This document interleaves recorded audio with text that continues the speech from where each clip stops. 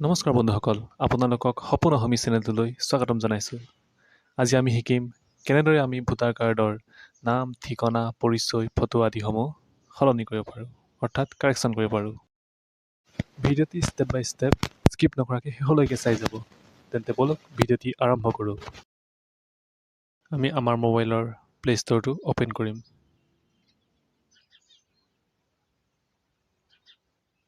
Open কৰাৰ পাছত search বাৰত চাৰ্চ কৰিম ভোটাৰ হেল্পলাইন।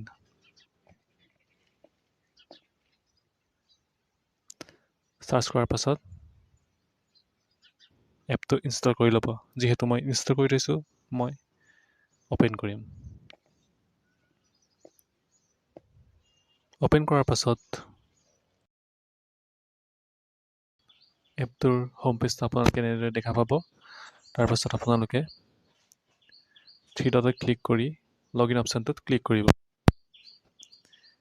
ক্লিক কৰাৰ পাছত যদি আপোনালোকে আগতে লগইন কৰিছে তেন্তে ফোন নম্বৰ আৰু পাছৱৰ্ড দি লগইন কৰিব পাৰিব, আৰু যদি কৰা নাই তেন্তে আপোনালোকে নিউ চাইন ইনত ক্লিক কৰি দিব।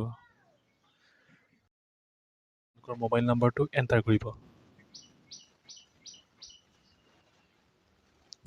মোবাইল নম্বৰ এণ্টাৰ হোৱাৰ পাছত আপোনালোকে চেণ্ড OTPত ক্লিক কৰি দিব।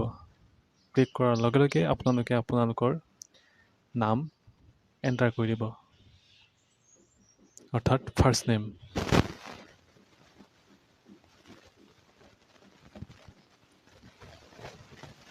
ফাৰ্ষ্ট নেম এণ্টাৰ হোৱাৰ পাছত আপোনালোকে লাষ্ট নেমত ক্লিক কৰিব, আৰু লাষ্ট নেমত আপোনালোকে আপোনালোকৰ উপাধিটো এণ্টাৰ কৰি দিব।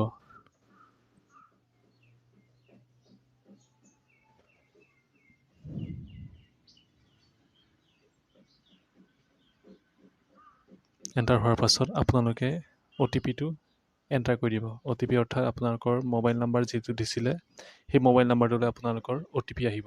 এই OTPটো এণ্টাৰ কৰি দিব। OTP এণ্টাৰ হোৱাৰ পাছত আপোনালোকে পাছৱৰ্ডটো দি দিব। পাছৱৰ্ড অৰ্থাৎ আপুনি যিটো লগইন কৰোঁতে যিটো পাছৱৰ্ড দিছিলে বা চাইন আপ কৰোঁতে যিটো পাছৱৰ্ড দিছিলে সেই পাছৱৰ্ড ইয়াত এণ্টাৰ কৰি দিব।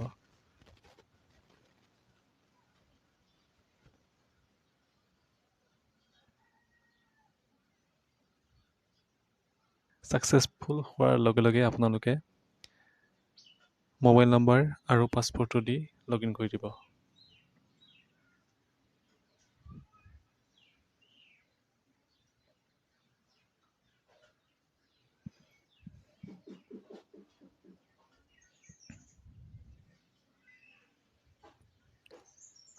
তাৰপাছত লগইনত ক্লিক কৰি দিব।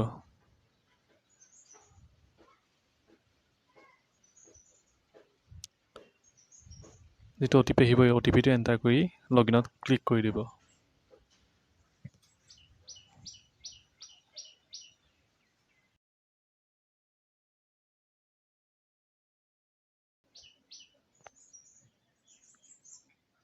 এতিয়া আমি হোম পেজত আহিলোঁ।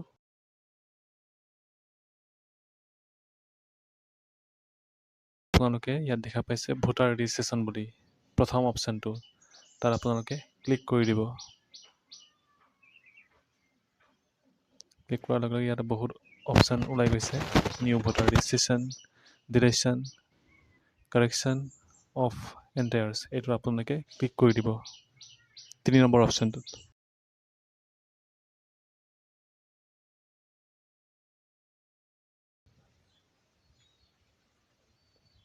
এতিয়া আপোনালোকে আপোনালোকৰ ভোটাৰ ID আছেনে নাই এইটো জানিব লাগিব।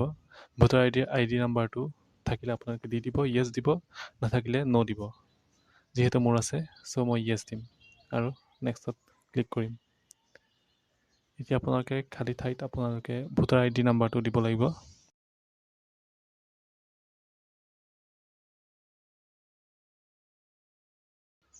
ফেজ হিষ্ট্ৰীত আমি ক্লিক কৰিম। ইয়াত ৰেকৰ্ড ফাউণ্ড বুলি দেখুৱাইছে, চ' আমাৰ ভোটাৰ IDটো ঠিকে আছে। চ' আমি প্ৰচিডত ক্লিক কৰিম। প্ৰচিড ক্লিক কৰি দিয়াৰ লগে লগে আপোনালোকে ভোটাৰ ID নাম্বাৰটোৰ যি অ'নাৰ তাৰ ইনফৰমেশ্যন দেখা পাব। তাৰপিছত নেক্সটত ক্লিক কৰিম আমি। নেক্সটত ক্লিক কৰাৰ লগে লগে আপোনালোকে ইয়াত কিছুমান অপশ্যন দেখা পাব। যিটো ষ্টাৰ দিয়া আছে এইবোৰ কম্পালচৰি হয়, চ' আপোনালোকে দিব পাৰে।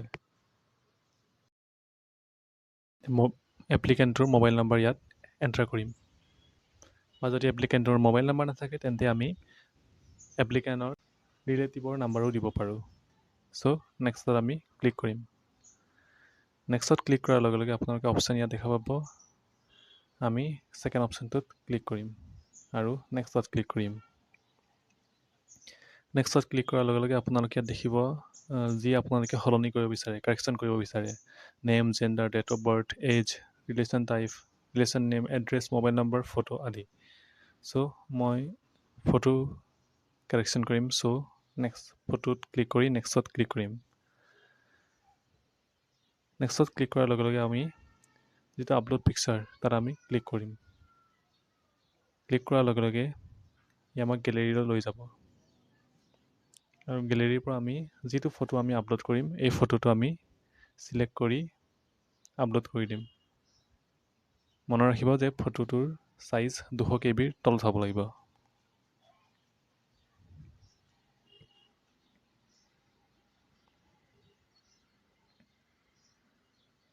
আপলোড হোৱাৰ পাছত আমি নেক্সটত ক্লিক কৰিম। নেক্সটত ক্লিক কৰাৰ লগে লগে আমি দেখা পাম নেম অফ দ্য এপ্লিকেণ্ট অৰ্থাৎ যিজনে এপ্লাই কৰিছে আৰু প্লেচ অফ এপ্লিকেশ্যন আমি যিটো এণ্টাৰ কৰিব লাগিব।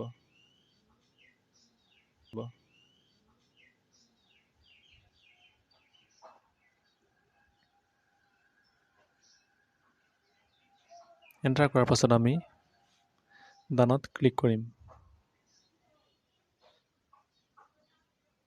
ডানত ক্লিক কৰাৰ লগে লগে আমি যিটো এড্ৰেছ পৰা আমি এণ্টাৰ কৰিছিলোঁ এই এড্ৰেছসমূহ ইয়াত দেখা দিব। সকলো ঠিক হোৱাৰ পাছত আমি কনফাৰ্মত ক্লিক কৰিম।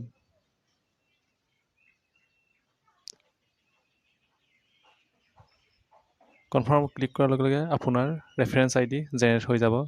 যিটো ৰেফাৰেঞ্চ ID আপুনি স্ক্ৰীনশ্বট মাৰি অথবা লিখি থ'ব, যিটো পিছত ষ্টেটাছ চেক কৰিবলৈ প্ৰয়োজন হ'ব। চ' এনেদৰে আমি ভোটাৰ কাৰ্ডৰ নাম, ঠিকনা, বয়স, ফটো আদিসমূহ কাৰেকশ্যন কৰিব পাৰোঁ। চ' যদি ভিডিঅ'টি ইনফৰ্মেটিভ লাগিল তেন্তে ভিডিঅ'টি লাইক, কমেণ্ট, শ্বেয়াৰ আৰু চেনেলটো ছাবস্ক্ৰাইব কৰিব। Thank U.